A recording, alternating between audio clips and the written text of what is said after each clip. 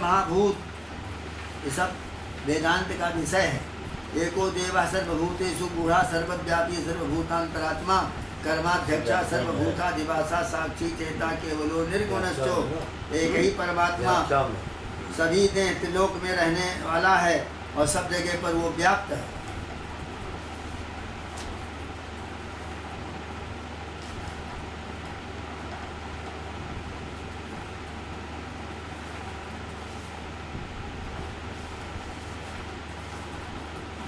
एक पाँच 10 पन्ना एक श्लोक व्याख्या में आ गया। जयेनं वेत्ति हन्तारं यश्चैनं मन्यते हतम् उभौ तौ न विजानीतौ नायं हन्ते न हन्यते। जो इस आत्मा को मारने वाला समझता है, जो इसको दूसरे के द्वारा मारा जाने वाला मानता है, वो दोनों ही नहीं जानते। तुम कहते हो गुरुओं को इनको हम मारें कैसे? क्योंकि ये तो न मारता है न मरता है। या एनम वेत्ति हंतारम जस्ट एनम मन्यते हतम। जो मारने वाला समझता है और दूसरे के द्वारा मारा जाने वाला समझता है, ये दोनों ही न बिजानीतो, ये दोनों कुछ नहीं जानते। नायम हंति न हन्यते, न यह मारता है किसी को और न कोई इसको मार सकता है। क्यों? ये आत्मा हनन क्रिया का कर्ता कर्म क्यों नहीं होता? क्योंकि ये अधिकारी है। यही उत्तर भगवान श्रुति के द्वितीय मंत्र से देते हैं। न जायते म्रियते वा कदाचिन नाजं भूत्वा भविता वा न भूयः अजो नित्यः शाश्वतोऽयं पुराणो न हन्यते हन्यमाने शरीरे। न जायते म्रियते वा कदाचित, न जायते म्रियते वेति शब्दः, जाति शब्दः, न जायते म्रियते चापि, न जायते म्रियते वा कदाचित नायं भूत्वा भविता वा न भूयः अजो नित्यः शाश्वतोऽयं पुराणो न हन्यते हन्यमाने शरीरे। ये आत्मा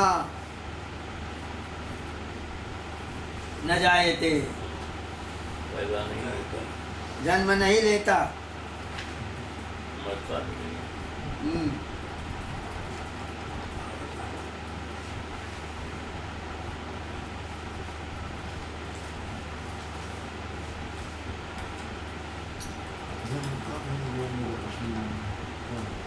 ये कभी जन्म नहीं लेता और न कभी मरता है कदाचित। न भूत्वा भविता न भूया, ये पहले कभी न होकर फिर होगा ऐसा भी नहीं है। ये अज है, जन्म नहीं लेता, नित्य है, शाश्वत है, पुराण है। शरीर के मारे जाने पर भी ये मारा नहीं जाता। जन्म लेता है, अस्थि होता है, बढ़ता है और विपरिणाम को प्राप्त होता है और क्षीण होता है और विनष्ट हो जाता है। ये 6 भाव जो हैं वो शरीर के हैं, जिसको भाष्यकार ने कहा है न जायते म्रियते वा कदाचित नाजं भूत्वा भविता वा न भूयः अजो नित्यः शाश्वतोऽयं पुराणो न हन्यते हन्यमाने शरीरे।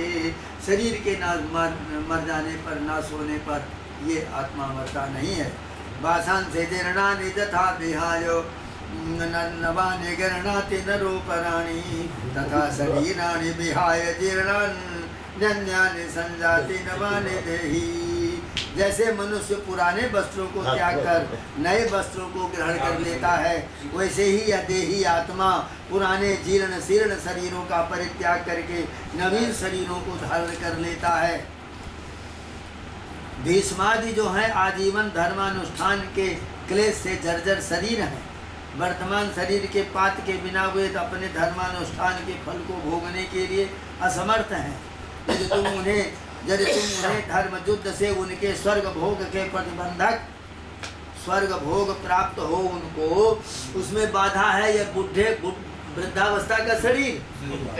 तो इस शरीर को गिरा करके दिव्य देह के संपादन के द्वारा उन्हें स्वर्ग भोग के योग्य बना देते हो, तो तुम तो उनका उपकार करोगे, मारोगे कहाँ, तो पाप किसको लगेगा?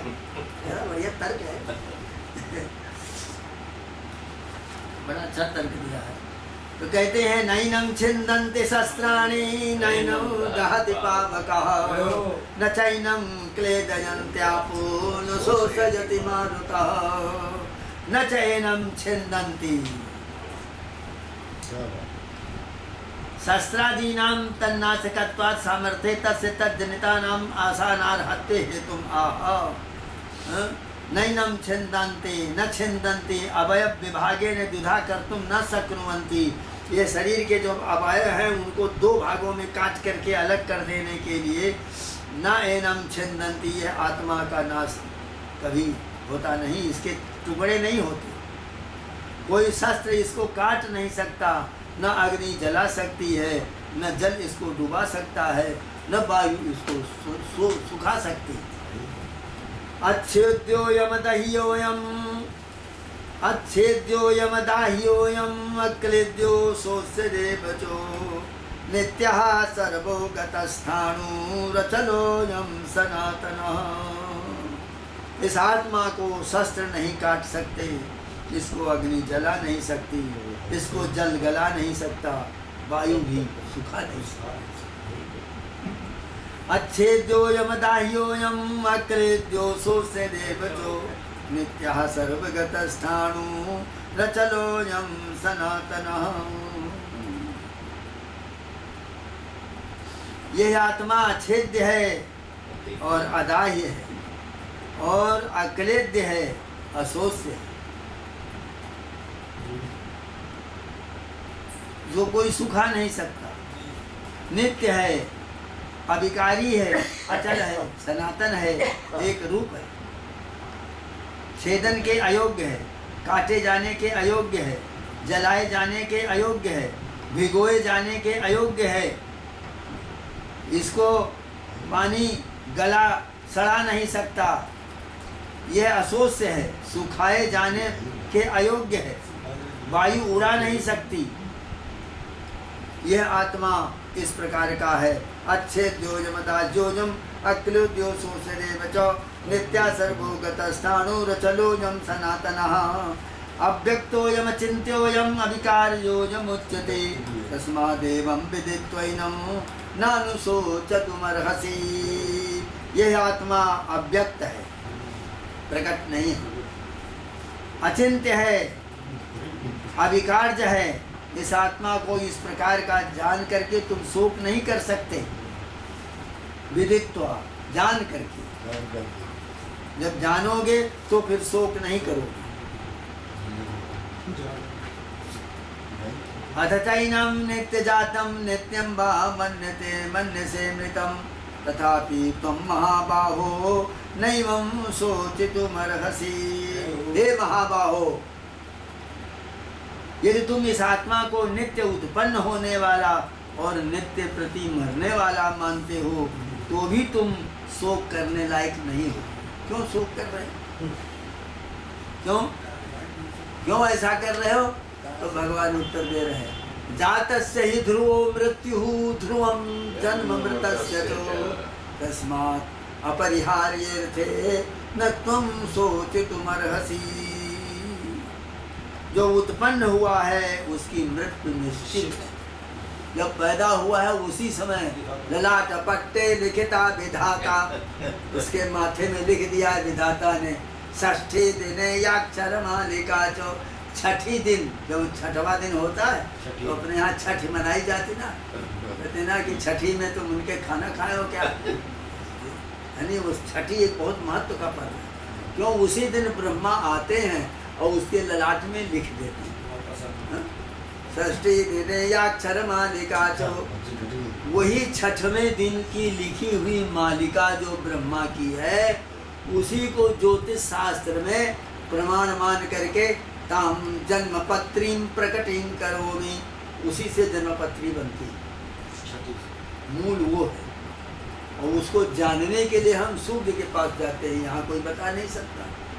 भगवान सूर्य की से हम बात नहीं कर सकते, तो उनकी गति को देखते हैं।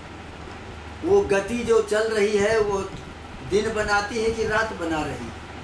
तो दिन और रात बनाने वाली जो गति है वो अकेले उनसे नहीं मिलती, हर ग्रहों की फिर गति निकालते हैं, लेकिन चंद्रमा की पहले निकालते हैं। चंद्रमा की उनकी जब हम दोनों की गति निकाल देते हैं, चंद्रमा इधर चल रहा है, वो इधर चल रहे हैं, और उसी में चंद्रमा के कारण ही दिन और रात होता है। चंद्रमा बीच में आ जाता है तो वो तेज को ले लेता है, यहाँ रात्रि हो गई, और चंद्रमा से फिर प्रकाश हो गया, फिर वो आगे बढ़े, प्रकाश हो गया। इन दोनों गतियों को षष्ठी के दिन, छठ के दिन ब्रह्मा लिखते हैं। तो वही यहाँ कह रहे, जात सही ध्रुवो मृत्यु, जन्म जिसका हुआ है मृत्यु उसकी निश्चित है, लिख दी गई है कि इतने दिन, इतने महीना, इतने काल, इतने समय तक ये रहेगा। और ध्रुवम जन्म मृतस्य चो, और जिसकी मृत्यु हुई है उसके भी उसमें लिखा है कि मृत्यु होने के पश्चात इतने दिनों में ये फिर पैदा हो जाएगा। यह अपरिहार्य तत्व है। अपरिहार्य है, यानी परिहार माने त्याग नहीं किया जा सकता, कभी भी इसे हटाया नहीं जा सकता, इसलिए तुमको शोक नहीं करना चाहिए। तुम शोक क्यों कर रहे हो? अव्यक्तादीनि भूतानि व्यक्त मध्यानि भारतो अव्यक्त निधनान्येव तत्र का परिदेवना। हे भारतो, ये पंचभूतात्मक शरीर जन्म से पहले भी अव्यक्त ही था, दिखाई नहीं पड़ रहा था, और मध्य जन्म के पश्चात और मृत्यु के पहले व्यक्त है, और मृत्यु हो जाने पर फिर अव्यक्त हो जाएगा। जो आदमी मर गया, कहाँ गया कोई नहीं जानता। जीवित था तब तक दिखाई पड़ रहा था, ऐसी आंख, ऐसा हाथ, ऐसा पैर है, ऐसा ही, इस तरह बोलता है, और मरने के पश्चात पता नहीं कहाँ चला गया। और जब जन्म नहीं हुआ था तब भी पता नहीं था कि वो किस प्रकार का है, कौन आ रहा है पेट में पैदा हो के, पुत्र आ रहा है कि कुपुत्र आ रहा है, विद्वान आ रहा है कि मूर्ख आ रहा है, कौन आ रहा है, ये भी पता नहीं था। तो अव्यक्तादीनि भूतानि व्यक्त मध्यानि भारतो अव्यक्त निधनानि एव तत्र का परिदेवना। ऐसी स्थिति में शोक करने से क्या होगा? तुमको शोक हुआ है, ऐसा मालूम होता है कि बहुत से विद्वान भी शोक करते हैं। आप यदि ये शंका करें और तो मुझे भी क्यों आप बार बार उलाहना देते हैं? बहुत विद्वान हैं देश दुनिया में जो शोक करते हैं, उनको भी शोक होता है। फिर जहाँ श्रोता नहीं समझता है वहाँ वक्ता की ही जड़ता समझी जाती। इसका मतलब हमको जब समझा नहीं पा रहे हो तो आप भी जड़ हो। इस न्याय से आपके वचनों के तात्पर्य को न समझना भी मेरा भी दोष नहीं है। तो भगवान इस अभिप्राय के अनुसार कहते हैं, आश्चर्यवत् पश्यति कश्चिदेनम्, और आश्चर्यवत् वदति तथैव चान्यः, और आश्चर्यवत् चैनमन्यः शृणोति श्रुत्वाप्येनं वेद न चैव कश्चितो। इस आत्मा को कोई आश्चर्य सा देखता है, कोई अन्य इसको आश्चर्य के समान कहता भी, और कोई दूसरा इस आत्मा को आश्चर्यवत सुनता है, और सुनकर भी, देख करके भी और बोल करके भी कोई इसको जान नहीं पाता। ये किस प्रकार का है? आश्चर्यवत् चैनमन्यः शृणोति श्रुत्वाप्येनं वेद न चैव कश्चितो।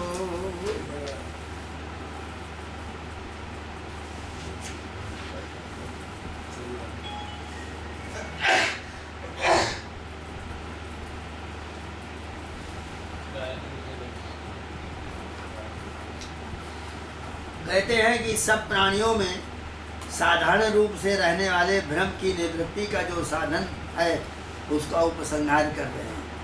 कहते नहीं, देहि नित्यं अबध्योयम देहे सर्वस्य भारतो तस्मात् सर्वाणि भूतानि न तुम शोचितुमर्हसि। हे भारत, हे अर्जुन, सभी प्राणियों के देह में विद्यमान ये लिंग देह जो है, सूक्ष्म शरीर, यह आत्मा नित्य सर्वदा ही अबद्ध है। उन सभी स्थूल और सूक्ष्म भूतों के लिए तुम्हारा शोक करना उचित नहीं है। सारे शरीरों में रहने वाला आत्मा अबध्य है, मारा नहीं जा सकता। तब तुम क्यों शोक कर रहे हो कि ये सबों को हम मारेंगे? तस्मात् सर्वाणि भूतानि न त्वं शोचितुमर्हसि। इसलिए तुम्हारा शोक करना उचित नहीं है। अब आगे कह रहे हैं कि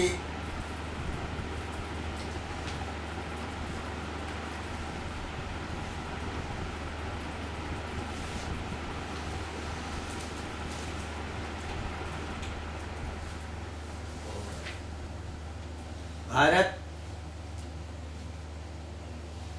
स्वधर्मं अपि चापेक्षो न विकम्पितुमर्हसि धर्म्याद्युद्धात् श्रेयोऽन्यत् क्षत्रियस्य न विद्यते। कहते हैं युद्ध से बढ़ करके दूसरा कोई और उपाय क्षत्रिय के लिए नहीं है। क्षत्रिय का कर्तव्य है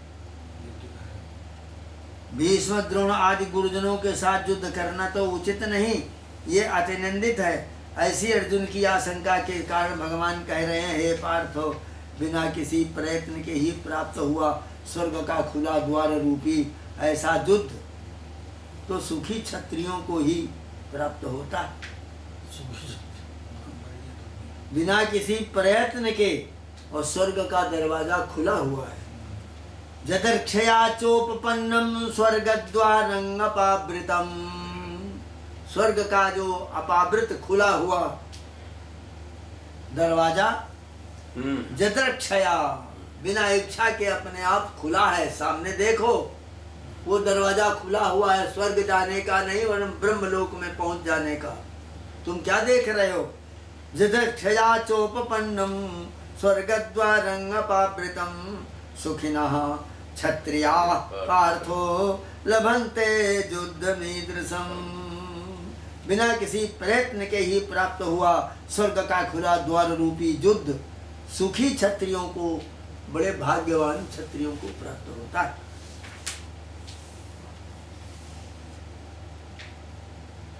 गुरुम्बा, तुमको मालूम नहीं, शास्त्र कहता है गुरुम्बा बाल वृद्धौ वा ब्राह्मणं वा बहुश्रुतं आततायन मायान्तं हन्या देवा विचारयन्। कहते जो आतताई है, वो चाहे गुरु हो, चाहे बालक हो, चाहे वृद्ध हो, चाहे ब्राह्मण हो, और चाहे बहुत सुना हुआ बड़ा सन्यासी हो, वो तो उसको मार देना चाहिए बिना विचार के। ये शास्त्र कह रहा है। आततायन मायांतं अभिवेदांत पारगम जिज्ञां संतम जिघांसीयात् तेन ब्रह्महा भवेतो। आततायन को मारना चाहिए, चाहे वेदांत का पारग हो। और यदि आतताई को वध करने में दोष होता भी है कहीं, तो क्या किया जाए फिर? गुरुम वा बाल वृद्धो वा ब्राह्मणं वा बहुश्रुतं न तथाय वधे दोषो हन्तुमर्हति कश्चन प्रकाशं वा मनुष्टं मनुमृक्षसि न कूटैर्। तो कहते हैं अच्छा ठीक है, अथ चैत्तमिमं धर्मं संग्रामं न करिष्यसि तथा स्वधर्मं कीर्तिं च हित्वा पापं अवास्यसि। अच्छा ठीक है, अब तुमको शोक हो गया है, तुम युद्ध नहीं करोगे, तो धर्मोपेत संग्राम को नहीं करोगे, तो स्वधर्म और कीर्ति को त्याग करके पाप को प्राप्त करोगे।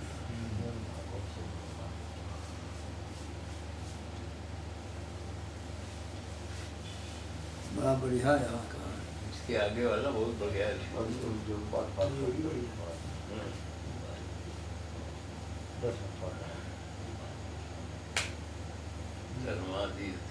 रणभूमि में युद्ध जो कर रहा है उसके लिए कहा गया है कि बाहर में लकड़ी और भीतर में घातक तीक्ष्ण शस्त्र लोहा युक्त बाण है, जो बाण का अगला भाग और विष में बुझाया गया है, अग्नि से प्रज्वलित है।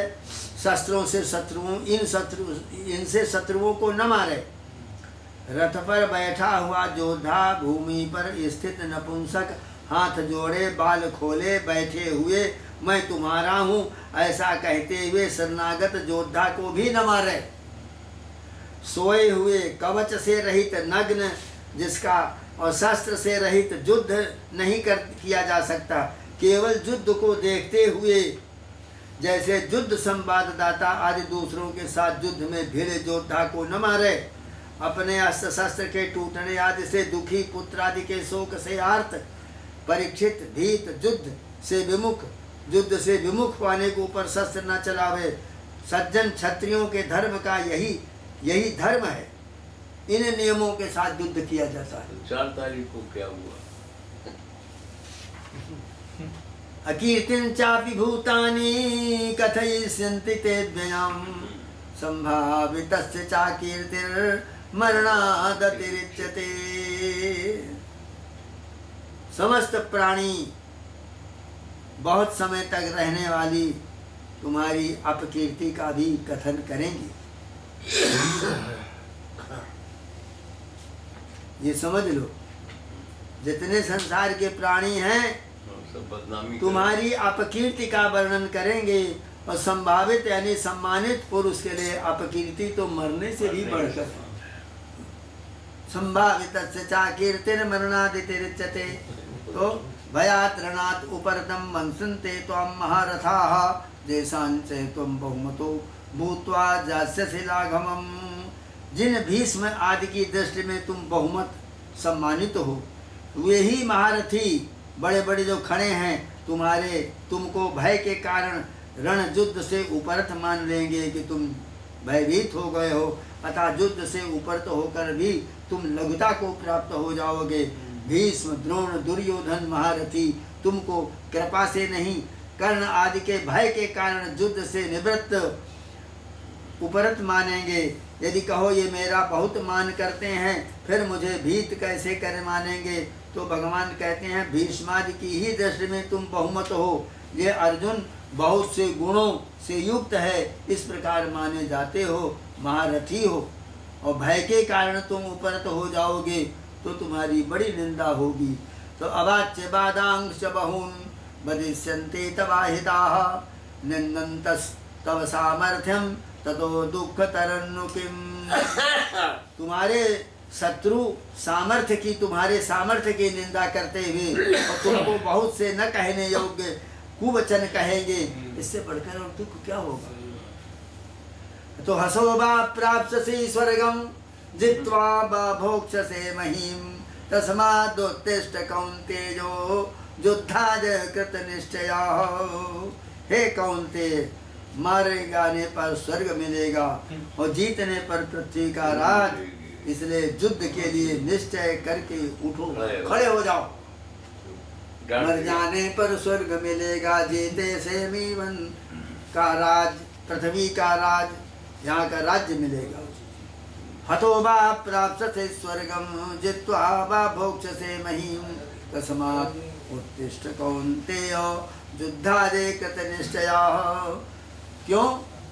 सुख दुखे समे कृत्वा लाभालाभौ जयाजयो ततो युद्धाय युज्यस्व नैवं पापं अवाप्स्यसि। सुख दुख, लाभ हानि और जय पराजय सबको समान समझ करके, समता रख करके फिर युद्ध के लिए तैयार हो जाओ। ऐसा करने से तुम्हें पाप नहीं लगेगा। ऐसा ते विहिता सांख्ये बुद्धिर्योगे तिमां शृणु बुद्ध्या युक्तो जजा पार्थो कर्म बंधम प्रहास्यसि। हे पार्थ, ये तो सांख्य संबंधी बुद्धि ज्ञान तुमको कहा गया। अब इस कर्म योग संबंधी विचार को सुनो। ये हमने वास्तविक सांख्य शास्त्र के अनुसार ये वचन कहे, अब कर्म के अनुसार सुनो। जिस बुद्ध्या युक्तो जजा पार्थो कर्म बंधम प्रहास्यसि, जिस बुद्धि ज्ञान विचार से युक्त होकर तुम कर्म बंधन से युक्त हो जाओगे, मुक्त हो जाओगे, वो हम तुमको अब आगे बता रहे हैं। नेहा विक्रम नाशोस्ति प्रत्यवायो न विद्यते स्वल्पं अपि यस्य धर्मस्य त्रायते महतो भयातो। निष्काम कर्म योग में अभिक्रम, फल का नाश नहीं होता। निष्काम कर्म में फल का नाश नहीं होता। और कोई प्रत्यवाय दोष भी नहीं होता। इस न इहा भी क्रम नाशोस्ति प्रत्यवायो न विद्यते। क्यों? स्वल्पम अपि यस्य धर्मस्य त्रायते महतो भयात्। इस कर्म योग रूपी धर्म का थोड़ा सा भी अनुष्ठान जन्म और मरण रूपी भय से मनुष्य की रक्षा कर लेता है। इसीलिए कर्म करना चाहिए। ये अब कर्मकांड विषय आ गया। थोड़ा भी इसका यदि हुआ, स्वल्पं अपि अस्य धर्मस्य त्रायते महतो भयात् न इहा भी क्रम नाशोऽस्ति प्रत्यवायो न विद्यते। तुम कर्म बंधन से मुक्त हो जाओगे, इस फल की आशा कैसे की जा सकती है? तो भगवान कह रहे हैं कि निष्काम कर्म योग में फल का नाश नहीं होता और दोष भी नहीं होता। इसलिए कर्म योग रूपी धर्म का थोड़ा भी अनुष्ठान जन्म और मृत्यु रूपी महाभय से छुटकारा दे देता है। व्यवसायात्मिका बुद्धि रेके कुरुनंदनो बहु शाखा जनंताश्च बुद्धयो व्यवसायिनाम। हे कुरुनंदनो, मोक्ष मार्ग में आत्म तत्व की निश्चयात्मिका बुद्धि एक ही होती। जो कर्म फल की इच्छा वाले होते हैं उनकी बुद्धियों को तो अनेकों शाखाओं वाली, भेदों वाली अनंत समझो। व्यवसायी नाम, जो व्यवसाय करते हैं यानी कर्म का फल चाहते हैं, उनकी तो बहुत बुद्धियां हो जाती हैं। एक ही कर्म का यदि अच्छा फल हुआ, भगवान का आपने भजन किया, तो अब उसके साथ आपने सब जोड़ लिया। मान लो एक सिर में दर्द है, भगवान की का भजन किया, दर्द दूर हुआ, लेकिन दर्द के साथ आप पूरे शरीर का कल्याण मानने लगने लग गए। यह व्यवसायात्मिक बुद्धि हो गई। तो इस मोक्ष मार्ग में आत्म तत्व की निश्चयात्मिका बुद्धि एक ही होती है। जो कर्म फल की इच्छा वाले हैं उनकी बुद्धियां अनेक शाखाओं वाली, भेदों वाली होती हैं। तो यामिमां पुष्पितां वाचं प्रवदन्त्य विपश्चिताः वेदवादरता पार्थो नान्यदस्तीति वादिनः। हे पार्थ, वेदों के अर्थवाद में ही लगे हुए कर्म कांड की अपेक्षा कोई ज्ञान कांड नहीं है। ऐसा जो कहते हैं कि कर्म में लगे रहो, यह पुरुषार्थ ही सब कुछ है तुम्हारा, बोलते हैं ना आजकल, कर्म ही पूजा है, तमाम प्रचार कर रहे हैं। उनके लिए कहा गया है कि वेदों के अर्थवाद से कर्म कांड की अपेक्षा कोई ज्ञान कांड नहीं है। ऐसा कहने वाले, स्वर्ग को ही सर्वश्रेष्ठ समझने वाले कामात्मा, अविवेकी जन, जन्म कर्म फल प्रदान करने वाली वेदवादरता पार्थो नानदस्ते दिवादिनः कामात्माना स्वर्गपरा जन्म कर्मो फलप्रदां क्रिया विशेष बहुलां भोगैश्वर्ये गतिं प्रति भोगैश्वर्य प्रसक्तानां तथा तयापहृत चेतसां व्यवसायात्मिका बुद्धि समाधो न विधीयते। यह व्यवसायात्मिक शब्द के ऊपर चल रहा है कि वेदों में अर्थ है, इस मंत्र का ये फल होगा पाठ करने से, जप करने से। तो कर्मकांड की अपेक्षा और कोई ज्ञान कांड नहीं है, ऐसा कहने वाले, स्वर्ग को ही सर्वश्रेष्ठ समझने वाले और कामात्मा अविवेकी जन, जो जन्म कर्म और फल प्रदान करने वाली भोग और ऐश्वर्य की प्राप्ति के लिए अग्निहोत्र आदि विशेष कर्मों के विस्तार से युक्त इस पुष्पित पलाश के समान आपात रमणीय वाणी को बोलते हैं। उस वाणी के द्वारा अपहृत चित्त वाले, भोग ऐश्वर्य में आसक्ति रखने वाले पुरुषों के अंतःकरण में व्यवसायात्मिका बुद्धि नहीं होती। व्यवसायात्मिका बुद्धि समाधो न विधीयते। क्यों?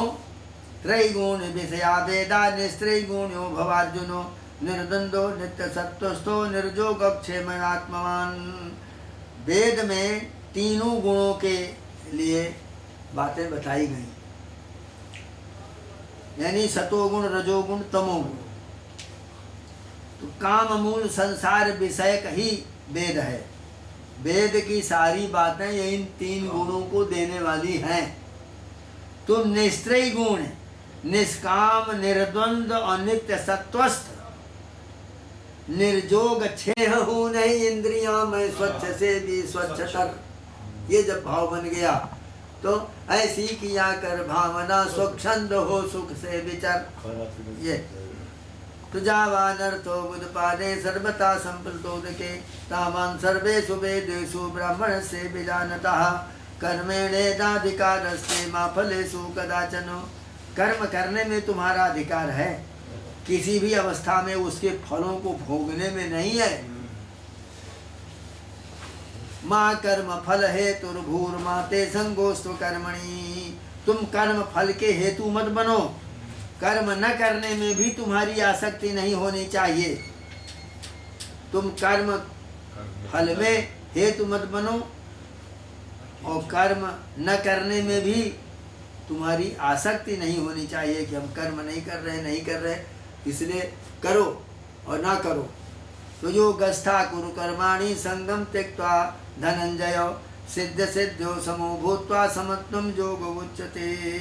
हे धनंजय, तुम योग में स्थित होकर फल की अभिलाषा छोड़कर सिद्धि और असिद्धि में समान रहकर कर्मों को करो। ये सिद्धि और असिद्धि में समता ही योग कहा गया है। दूरेण जबरं कर्मो बुद्ध जोगा धनंजयो, बुद्धौ शरणमन्वेच्छो कृपणा फल हेतवाः।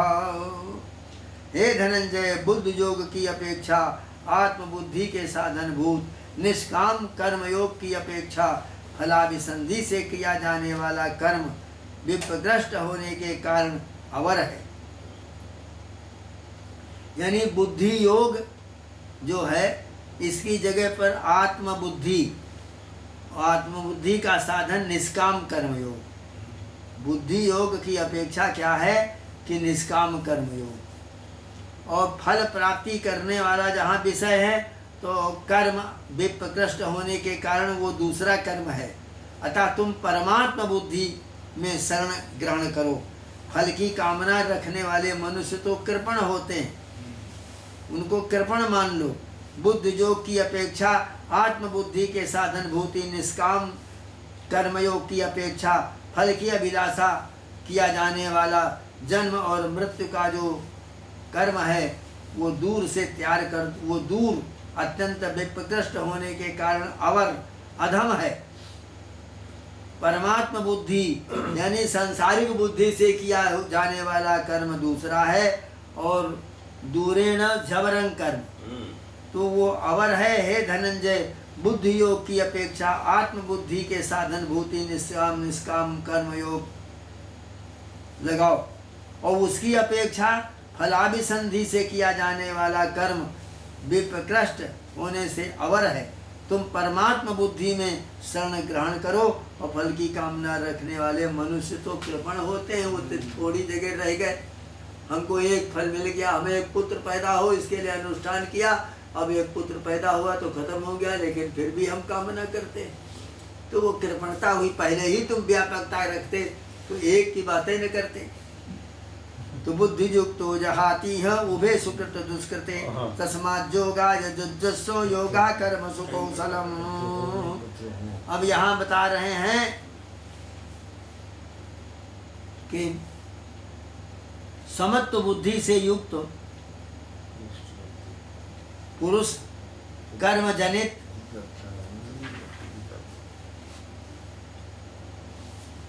कर्मों में समत्व बुद्धि से युक्त पुरुष सत्व बुद्धि सत्व शुद्धि ज्ञान प्राप्ति द्वारा पुण्य और पाप दोनों का परित्याग कर देता है। इसलिए तुम बुद्ध योग के लिए प्रयत्न करो। ये कर्मों में समत्व रूपी योग महान कौशल है। कर्म में समान बुद्धि कर दो। सत्व शुद्धि ज्ञान प्राप्ति के द्वारा सत्व की शुद्धि होने पर, ज्ञान की प्राप्ति होने पर पाप और पुण्य दोनों का परित्याग कर देता है। ऐसी तुम बुद्धि को प्राप्त करो। कर्मों में समत्व रूप योग महान कौशल है। कर्मों में समत्व रूपी। अब ये कर्म की बात आ गई।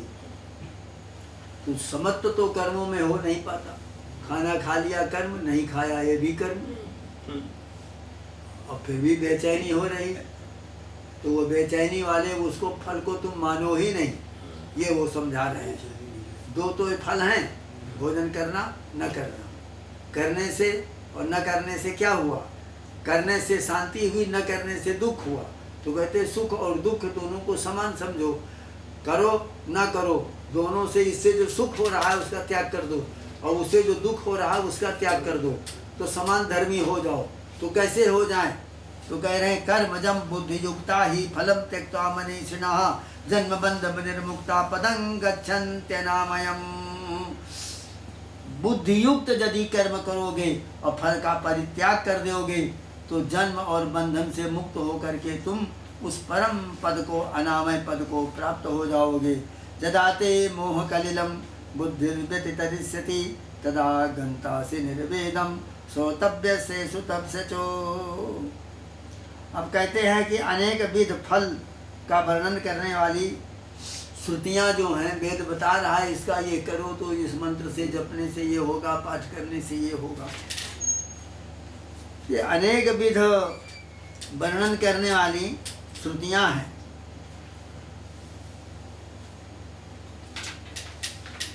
विप्रतिपन्ना कर्मजम बुद्धि युक्ता ही, समत्व बुद्धि से युक्त पुरुष कर्म जनित फल को त्याग करके ईश्वर की आराधना के लिए कर्म करते हुए सत्व शुद्धि द्वारा आत्मज्ञानी हो जाते हैं। समत्व बुद्धि से युक्त पुरुष, बुद्धि युक्ता ही फलम त्यक्त्वा मनीषिणः, फल का त्याग करके और कर्म से उत्पन्न होने वाले फल का परित्याग कर दो और बुद्धि से युक्त रहो तो जन्म बंधन से मुक्त हो जाओगे। समत्व बुद्धि से युक्त पुरुष कर्म जनित फल को त्याग कर केवल ईश्वर की आराधना के लिए कर्म करते हुए सत्व शुद्धि आत्मज्ञानी हो जाते हैं। जन्म बंधन से सर्वथा मुक्त होकर अविद्या और उसका कार्य जो है वह रोग है, इससे रहित होकर मोक्ष नामक परम पद प्राप्त करते हैं। अनेक विध फल का वर्णन करने वाले जो वेद मंत्र हैं, यदाते मोह कलिलम बुद्धिर्व्यतितरिष्यति तदा गंतासि निर्वेदम श्रोतव्यस्य सुतस्य चो। जब तुम्हारी बुद्धि मोह कलिल अविवेक रूपी कालुष्य को पार कर लेगी तब तुम श्रोतव्य सुनने योग्य कर्म फल में निर्वेद आशा रहित आसक्ति रहित हो जाओगे। शुद्ध विप्रतिपन्ना ते तदा स्थास्यति निश्चला समाधारो चला बुद्धि तदा योगं अवाप्स्यसि। अनेक विध फल का वर्णन करने वाली श्रुतियाँ, इनसे बुद्धि विक्षिप्त हो जाती है। दुर्गा पाठ करो ये होगा, गीता पाठ करो ये ज्ञान होगा, भारत पाठ करो ये होगा और ये फल होगा। तो जितने हम फल हमको मंत्रों से मिलते हैं उनमें चित्त में विक्षिप्तता हो जाती है। तो जब बुद्धि निश्चल हो करके परमात्मा में स्थित हो जाएगी तब तुम योग को प्राप्त करोगे। ऐसे यह योग प्राप्त नहीं होता। अर्जुनोवाच स्थित प्रज्ञस्य का भाषा समाधिस्तस्य केशवो स्थिति किम प्रभासेतो किमासीत प्रतीत किम। अर्जुन बोले केशव समाधि में स्थित प्रज्ञ का क्या लक्षण है? जो विस्थित चित्त स्थित प्रज्ञ कैसे हो सकता है? तो भगवान कहते हैं प्रजाति यदा कामान सर्वान् पार्थ मनोगतान् आत्मन्येवात्मना तुष्टः स्थित प्रज्ञस्तदुच्यते। हे पार्थ, जब विद्वान अपने मन की सभी वृत्तियों को त्याग देता है, परमानंद स्वरूप आत्मा में स्वप्रकाश चित्त रूप से संतुष्ट रहता है, तब उसको स्थित प्रज्ञ कहा जाता है। दुःखेषु अनुद्विग्नमनः सुखेषु विगतस्पृहा वीतराग भय क्रोधः स्थित धीर मुनिरुच्यते। दुखों में जिसका मन उद्विग्न नहीं होता, चाहे जितने दुख हो, और सुखों में जिसकी अस्पृहा नहीं होती बारंबार इच्छा, और जिसके राग भय और क्रोध चले जाते हैं, वो मुनि स्थित प्रज्ञ कहा जाता है।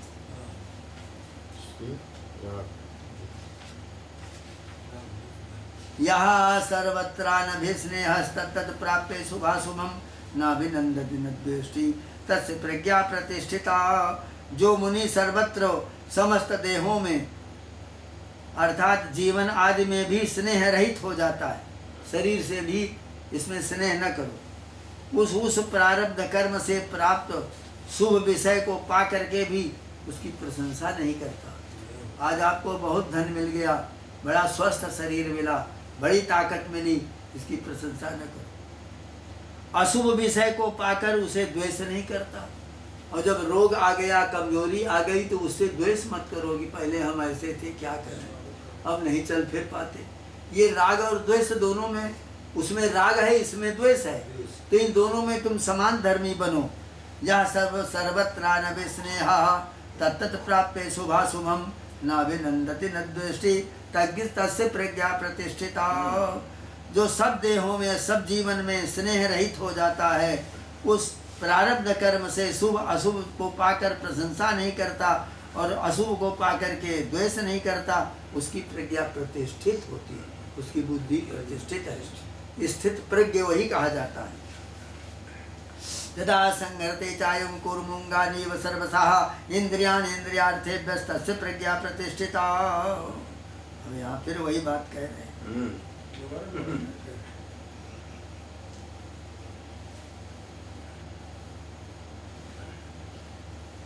अब यहाँ से 6 श्लोकों में समझा रहे हैं इसको अच्छी तरह से।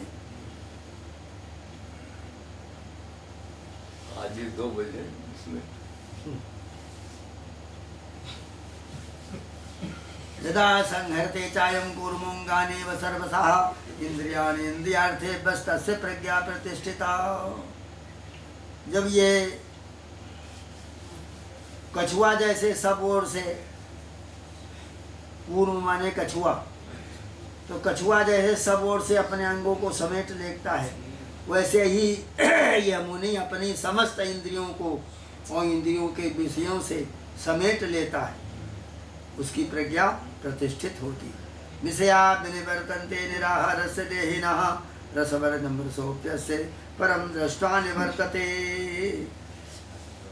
इंद्रियों की विषयों को ग्रहण न करने वाले देहाभिमानी मूढ़ पुरुष के भी विषय तो निवृत्त हो जाते हैं, किंतु उनका राग निवृत्त नहीं होता।